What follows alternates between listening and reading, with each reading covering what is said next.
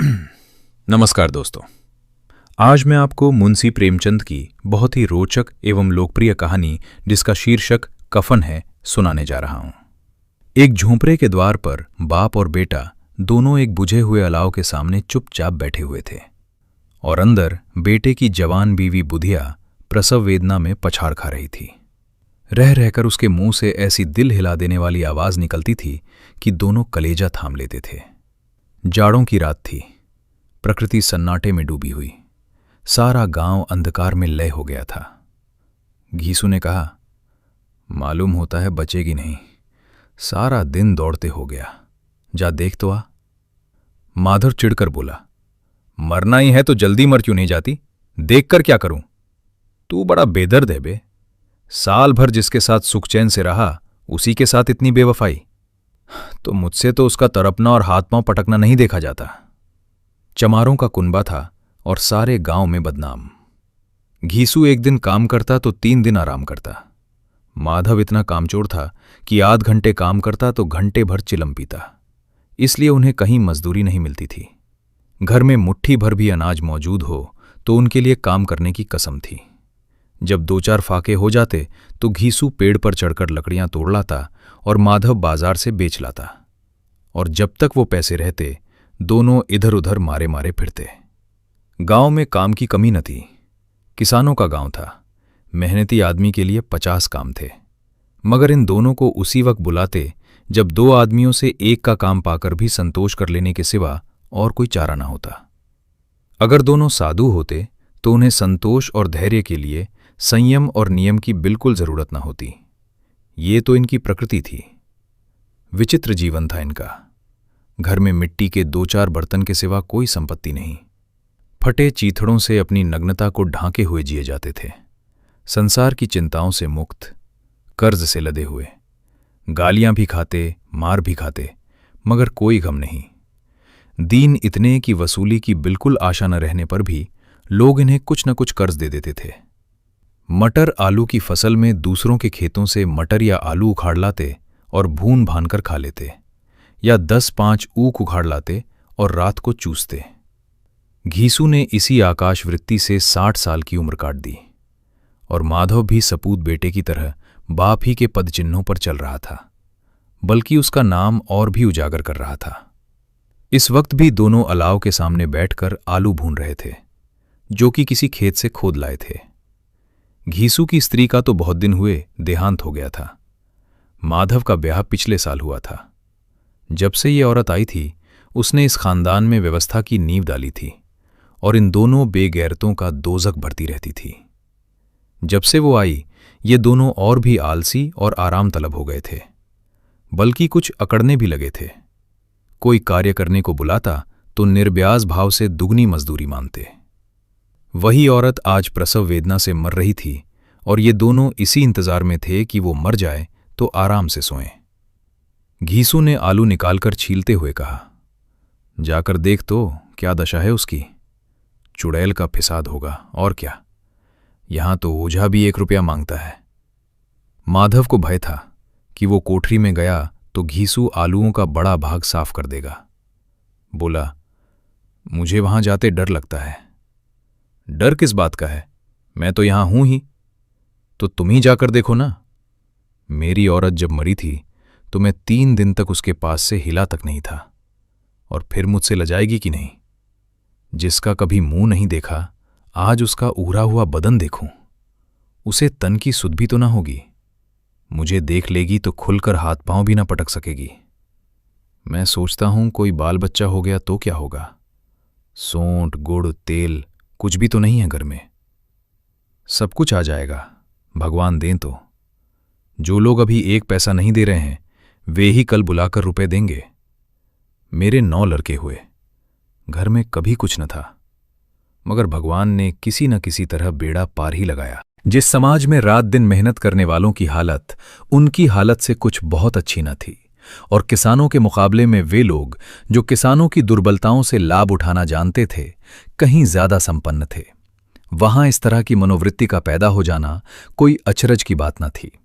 हम तो कहेंगे घीसू किसानों से कहीं ज्यादा विचारवान था और किसानों के विचार शून्य समूह में शामिल होने के बदले बैठकबाजों की कुत्सित मंडली में जा मिला था।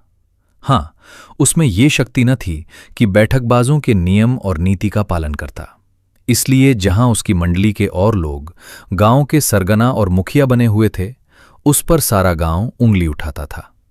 फिर भी उसे ये तस्कीन तो थी ही कि अगर वो फटेहाल है तो कम से कम उसे किसानों की सी जी तोड़ मेहनत तो नहीं करनी पड़ती, और उसकी सरलता और निरीहता से दूसरे लोग बेजा फायदा तो नहीं उठाते। दोनों आलू निकाल निकाल कर जलते जलते खाने लगे। कल से कुछ नहीं खाया था, इतना सब्र न था कि ठंडा हो जाने दे। कई बार दोनों की जबानें जल गईं। छिल जाने पर आलू का बाहरी हिस्सा जबान, हलक और तालू को जला देता था, और उस अंगारे को मुंह में रखने से ज्यादा खैरियत इसी में थी कि वो अंदर पहुंच जाए। वहां उसे ठंडा करने के लिए काफी सामान थे, इसलिए दोनों जल जल निगल जाते। हालांकि इस कोशिश में उनकी आंखों से आंसू निकल आते। घीसू को उस वक्त ठाकुर की बारात याद आई, जिसमें 20 साल पहले वो गया था। उस दावत में उसे जो तृप्ति मिली थी, वो उसके जीवन में एक याद रखने लायक बात थी, और आज भी उसकी याद ताज़ा थी। बोला, वो भोज नहीं भूलता। तब से फिर उस तरह का खाना और भरपेट नहीं मिला। लड़की वालों ने सबको भरपेट पूरियां खिलाई थीं, सबको, छोटे बड़े सबने पूरियां खाईं, और असली घी की। चटनी, रायता, 3 तरह के सूखे साग, एक रसेदार तरकारी, दही, चटनी, मिठाई। अब क्या बताऊं कि उस भोज में क्या स्वाद मिला। कोई रोक टोक नहीं थी, जो चीज चाहो मांगो, जितना चाहो खाओ।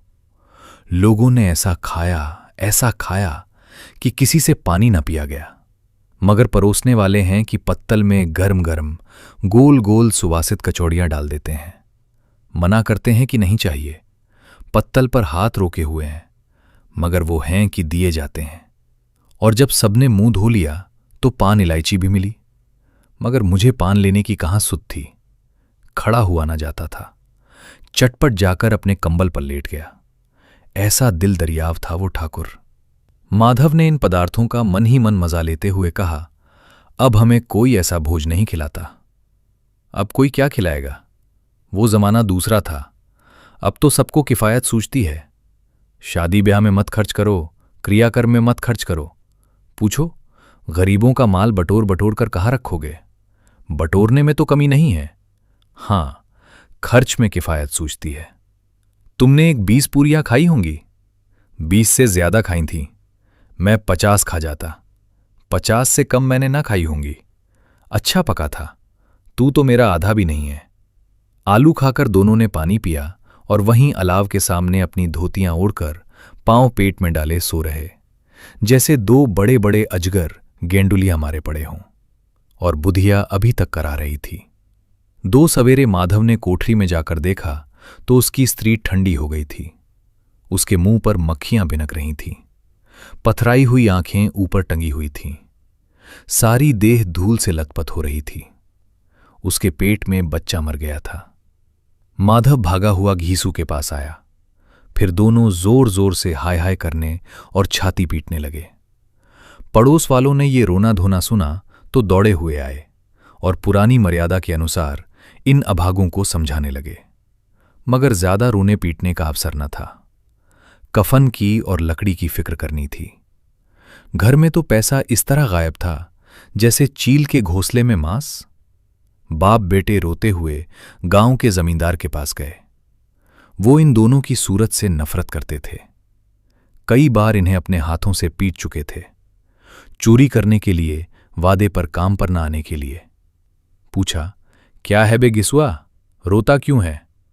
अब तो तू कहीं दिखलाई भी नहीं देता। मालूम होता है इस गांव में रहना नहीं चाहता।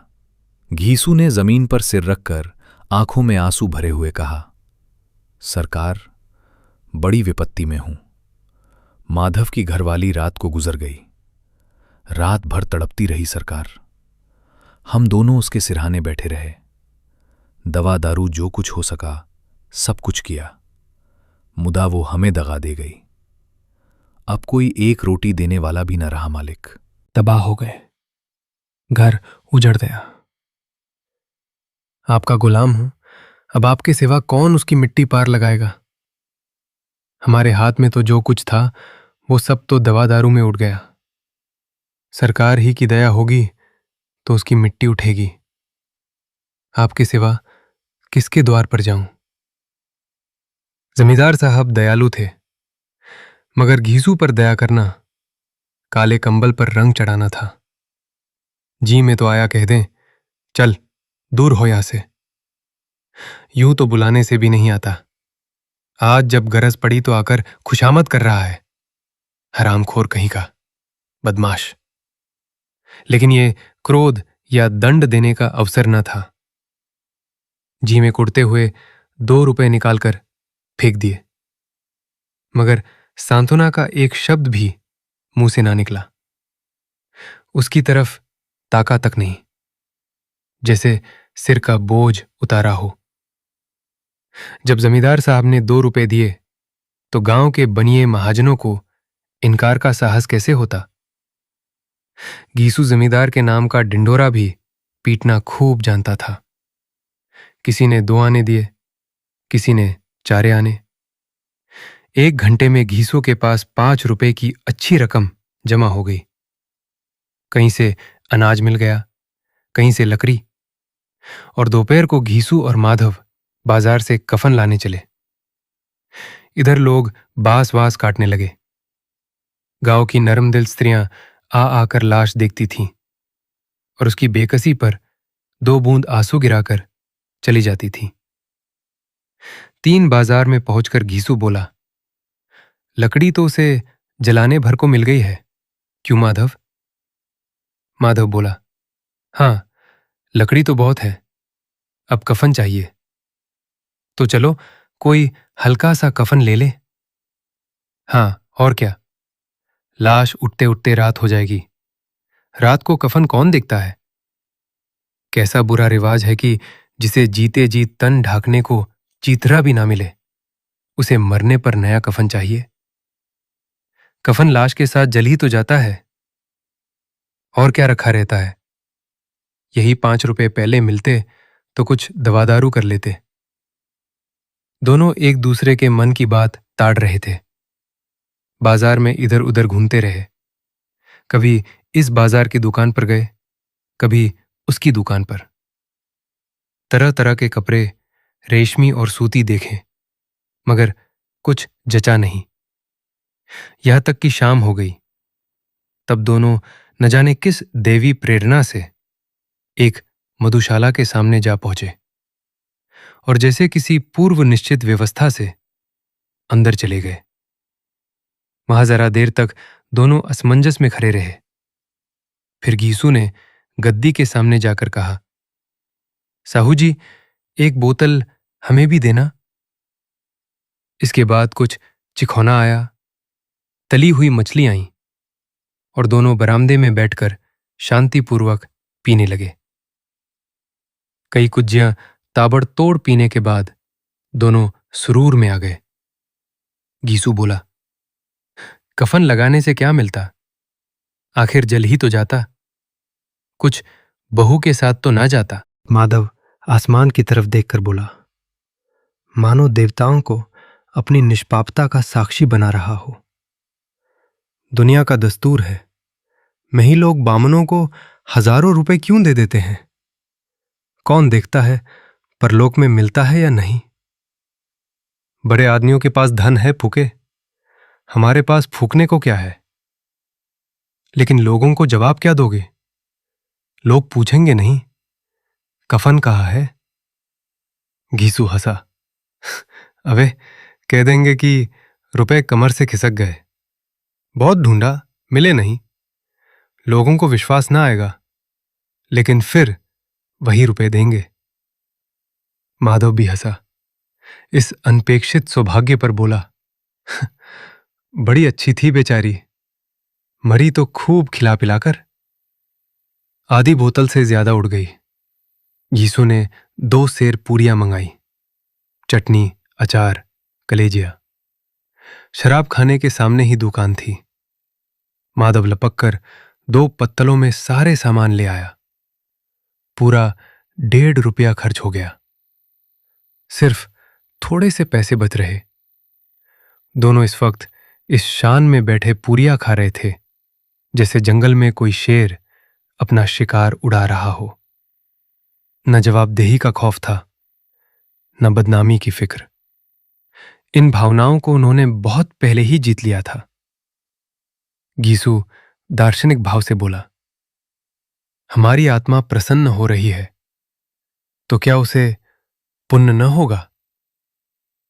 माधव ने श्रद्धा से सिर झुकाकर तस्दीक की, जरूर से जरूर होगा। भगवान, तुम अंतर्यामी हो, उसे बैकुंठ ले जाना। हम दोनों हृदय से आशीर्वाद दे रहे हैं। आज जो भोजन मिला वो कभी उम्र भर न मिला था।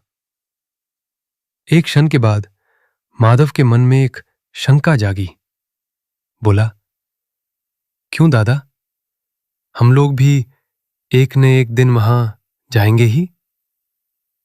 गीसू ने इस भोले भाले सवाल का कुछ उत्तर न दिया।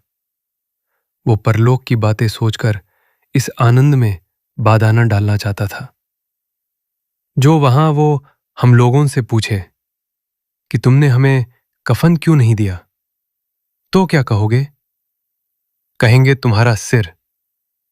पूछेगी तो जरूर, तू कैसे जानता है कि उसे कफन न मिलेगा? तू मुझे ऐसा गधा समझता है?